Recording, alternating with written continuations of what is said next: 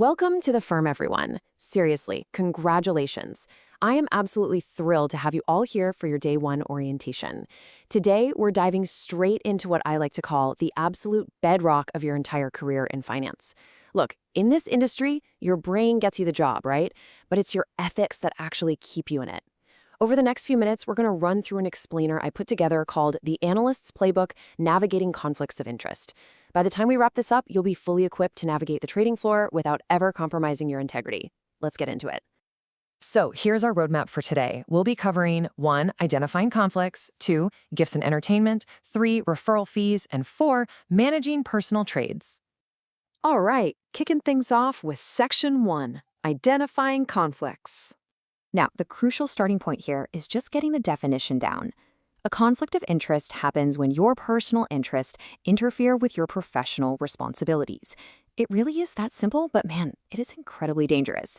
When that line starts to blur, it compromises your objectivity, your fairness, and most importantly, client trust. You got to remember, our entire profession is literally built on a foundation of trust. If clients even suspect our recommendations are biased, they walk. They suffer losses. And frankly, overall market confidence just crumbles. It's a huge deal. To help you spot these issues before they blow up in your face, we use a really simple 4-step framework. Think of it as a checklist. Step 1, is there a personal benefit involved? If yes, well, you've got a possible conflict. Step 2, could your objectivity be impaired? If so, your risk level just shot way up. Step 3 asks, was the conflict disclosed? That is often your absolute lifeline right there. And step 4, are clients harmed? Because if they are, you are looking at a massive ethical violation. My advice, memorize this framework today. It's going to be your compass for literally everything you do here. Moving right along, let's hit Section 2, Gifts and Entertainment. Okay, I want to put you in the hot seat for a second. Imagine a company you're actively researching suddenly offers you an all-expenses-paid luxury vacation. Oh, and they throw in some premium event tickets, right before you're scheduled to issue an investment recommendation on their stock. Pause and think about that for a second. What do you actually do here? Do you pack your bags, or do you pick up the phone and call compliance? Well, if you said call compliance, congratulations, you're actually gonna survive here. Your mandatory move is to disclose those gifts, absolutely refuse any excessive benefits, and strictly follow our firm's rules. The ultimate golden question you have to constantly ask yourself is, could this influence my objectivity?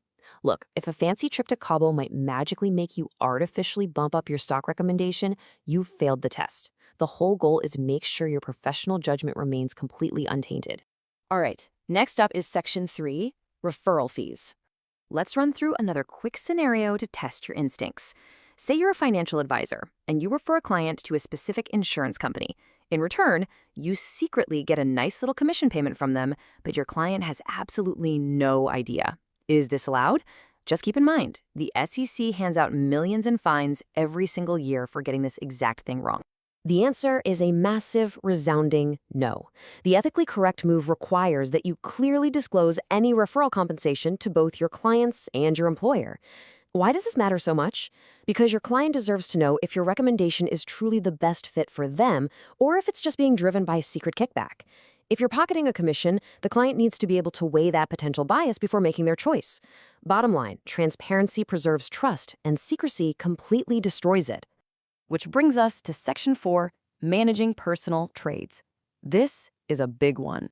So let's say you know a massive client order is about to hit the market. And I mean massive. It's so big that it is absolutely 100% going to push the stock's price up. Should you log in and buy that stock personally right before the client's trade goes through? You know you'd make a quick guaranteed profit. What does your gut tell you to do here? Doing that is called front running, and let me be perfectly clear, it is highly illegal and wildly unethical. There's a very strict hierarchy of trading priority that you need to internalize right now on day one. Priority number 1, client trades always go first. Priority number 2, employer trades. And priority number 3, dead last, your personal trades. Front-running destroys market integrity because you're essentially exploiting confidential information just to put yourself first. Never, ever forget this hierarchy. Because personal trading is so incredibly risky, major institutions like ours don't just rely on the honor system. We're not crossing our fingers here. We have robust institutional defense mechanisms built in. For instance, we use restricted trading lists. These tell you exactly what securities you are absolutely forbidding from touching. We also require pre-clearance for personal trading, meaning you literally have to ask for formal permission before you hit buy or sell on your own account. We enforce strict disclosure requirements, and we build massive information barriers, often called Chinese walls, to stop sensitive data from leaking between different departments. These aren't just annoying corporate hurdles, folks. They literally protect you and the firm from absolute disaster. Now, I want you to absorb a fundamental truth about our industry. Conflicts of interest naturally arise in finance. You just can't avoid them completely. It's the nature of the beast. The goal of this explainer, and frankly, of your entire career, isn't necessarily to completely eliminate every single conflict. The true goal is proper management and total disclosure. It's all about how you navigate those gray areas, how you utilize the compliance systems we just talked about, and how you ensure everything is out in the open, bathed in sunlight. Let's close out our orientation today with this core golden rule. Hidden conflicts are unethical. Client interests come first. Remember, conflicts themselves aren't always illegal, but hiding them, that is always unethical.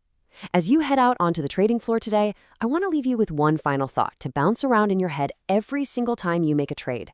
If your personal portfolio and all of your private emails were suddenly published on the front page of the Wall Street Journal tomorrow morning, would you be proud of your conduct or absolutely terrified of who might see it?